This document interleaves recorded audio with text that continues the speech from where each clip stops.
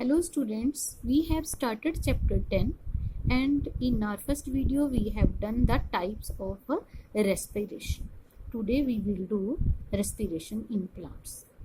तो हमने last video में समझा था कि रेस्पिरेशन करने से क्या होता है, एनर्जी मिलती है कहाँ से, फूड से। तो कैसे मिलती थी? By the oxidation of food.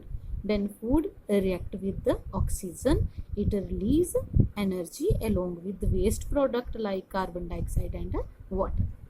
The same way plants are also living things. They also need energy to grow.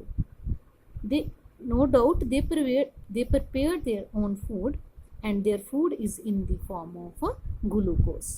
So that is that glucose which the plant prepare themselves is broken down by the help of oxygen, and they release energy along with carbon dioxide, water,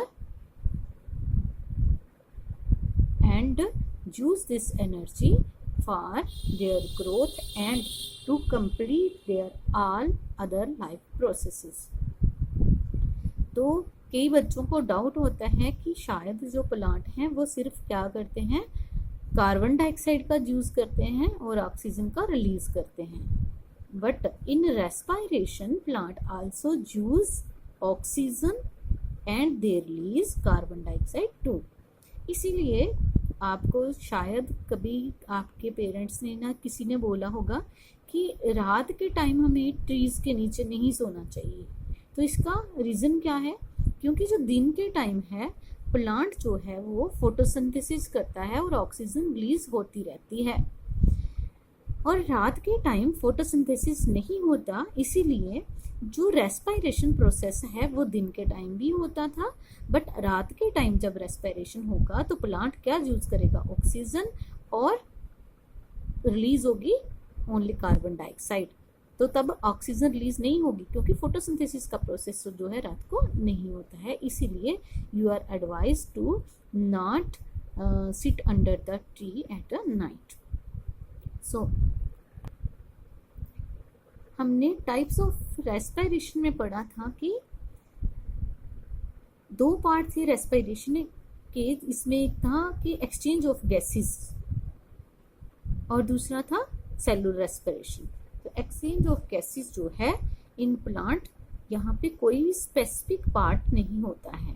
तो ये कहाँ से exchange जो है कहाँ से होगा, leave से भी हो सकता है, रूट से भी हो सकता है, देन यंग स्टेम जब होता है, ओल्ड स्टेम जब होता है, तो सब में जो है एक्सचेंज ऑफ गैसेस होता रहता है. तो लीव्स और जो यंग स्टेम है उसमें जो है exchange of gases take place through stomata. तो स्टोमेटा आपने फर्स्ट चैप्टर में भी पढ़ा हुआ है. स्टोमेटा क्या थे? इस तरह से ये जो स्टोमेटा है इनके थ्रू एक्सचेंज ऑफ गैसेस जो है होता है. तो ये जो है सेल, किडनी शेप सेल, इनको हम गार्ड सेल कहते हैं, और ये जो ओपनिंग है इसको हम कहते हैं स्टोमेटल पोर, और इसके बीच में क्लोरोप्लास्ट आपको पता है. तो एक्सचेंज ऑफ गैसेस, कौन कौन सी गैसेस का एक्सचेंज? कार्बन डाइऑक्साइड का और ऑक्सीजन का जो एक्सचेंज है for respiration take place through the stomata और स्टोमेटल पोर्स. तो ये कैसे होता है? जो ये जो है गार्ड सेल, ये क्या होते हैं, एक्सपेंड होते हैं और कंट्रैक्ट होते हैं, जिससे कि ये जो ओपनिंग है क्लोज होती है और ओपन होती है, जिससे एक्सचेंज ऑफ गैसेस जो है टेक प्लेस होता है और फिर रेस्पिरेशन का प्रोसेस होता है. तो exchange respiration in plants in leaves and young stem take place through stomata. Exchange जो है गैसेस का स्टोमेटा के थ्रू होगा. और जो ओल्ड स्टेम्स हैं उनके अंदर एक्सचेंज ऑफ गैसेस कैसे होता है, लेंटिसेल्स होते हैं. ये लेंटिसेल्स क्या करते हैं, ये जो सेल होते हैं ये स्ट्रॉन्ग वुडी जो प्लांट्स होते हैं उनके अंदर लेंटिसेल्स होते हैं.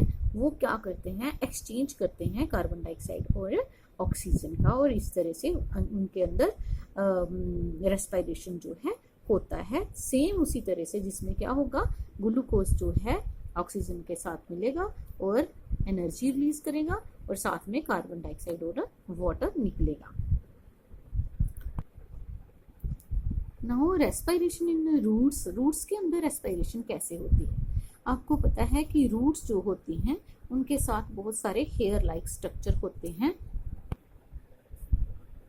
इस तरह से ये मेन रूट है और इसकी साइड रूट हैं और ये सॉइल है और साइड पे ये जो है छोटे छोटे ये क्या है, रूट हेयर हैं।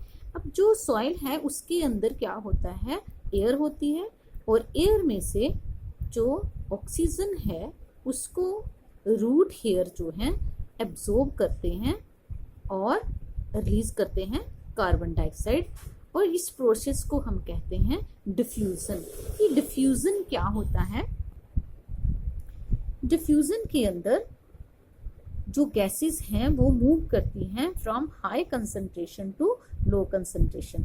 जैसे कि लीव्स में ले लो एग्जांपल कि लीव्स के अंदर जो है एक्सचेंज ऑफ गैसेस जो है थ्रू स्टोमेटा हुआ और क्या है प्रोसेस का नेम, डिफ्यूजन।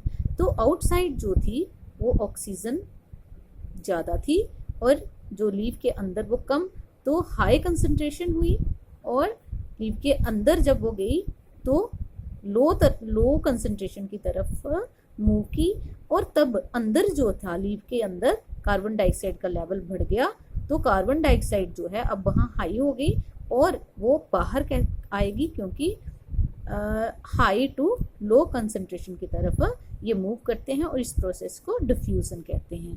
तो रूट के अंदर जो है through root hairs this diffusion take place in which exchange of gases occur and respiration take place। जैसे कि मैंने आपको बताया कि जो रूट्स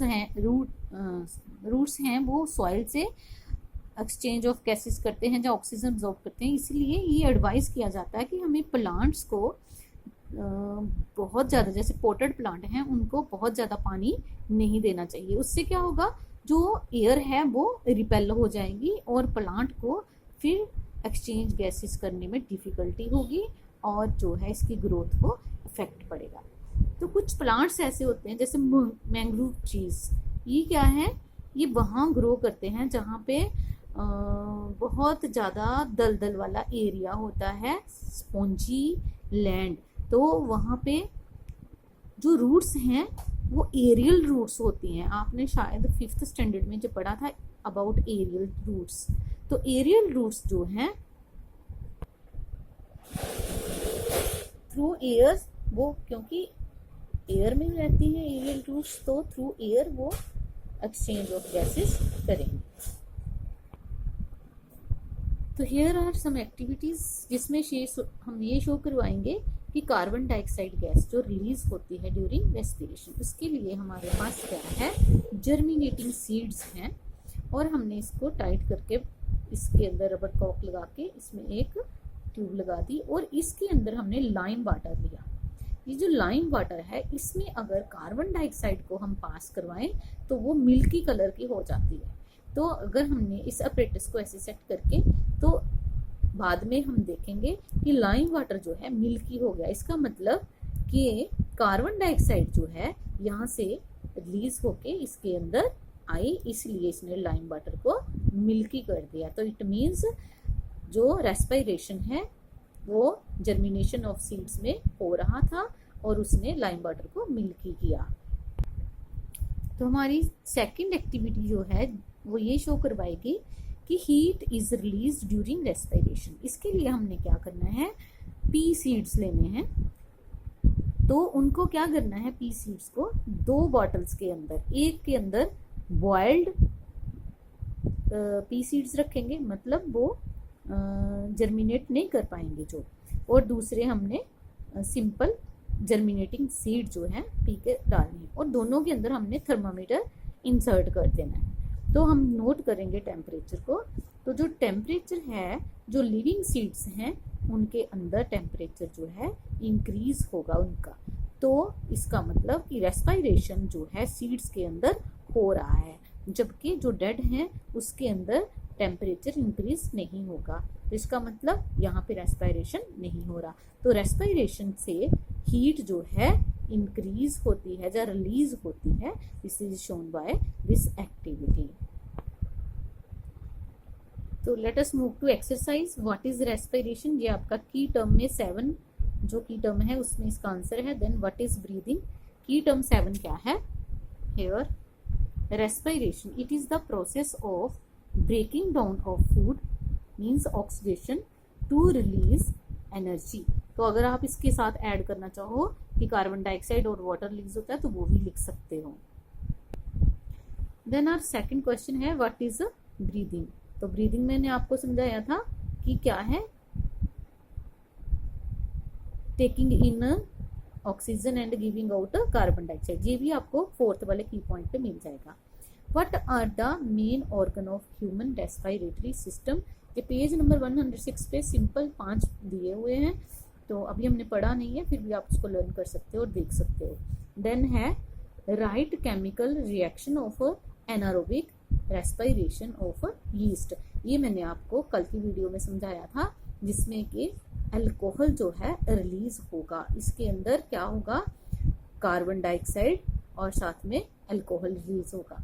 देन है why we should not water the potted plant in excess. जी मैंने अभी आपको पढ़ाया, क्योंकि सॉइल के अंदर बहुत सारे क्या है, सॉइल के अंदर सॉइल पार्टिकल्स के अंदर एयर होती है। अगर हम वाटर डालेंगे तो एयर एक्सपेल हो जाएगी और प्लांट जो है ब्रीथ नहीं कर पाएगा और ना ही उसको फोटोसिंथेसिस उसका जो है रेस्पिरेशन होगा नहीं और एनर्जी रिलीज नहीं होगी। तो ये पेज नंबर 104 पे बताया हुआ है इस तरह से। So you have to do reading of page number 104 and 105 along with. इसके साथ साथ आप वो भी काम याद करना जो मैंने आपको भेजा है चैप्टर 1 की तैयारी के लिए। तो उसकी अच्छी तरह से रीडिंग कीजिए। इंटरनल कुछ नहीं खास होता तो पूरा चैप्टर को रीड करना और अच्छे से प्रिपेयर करना। Thank you.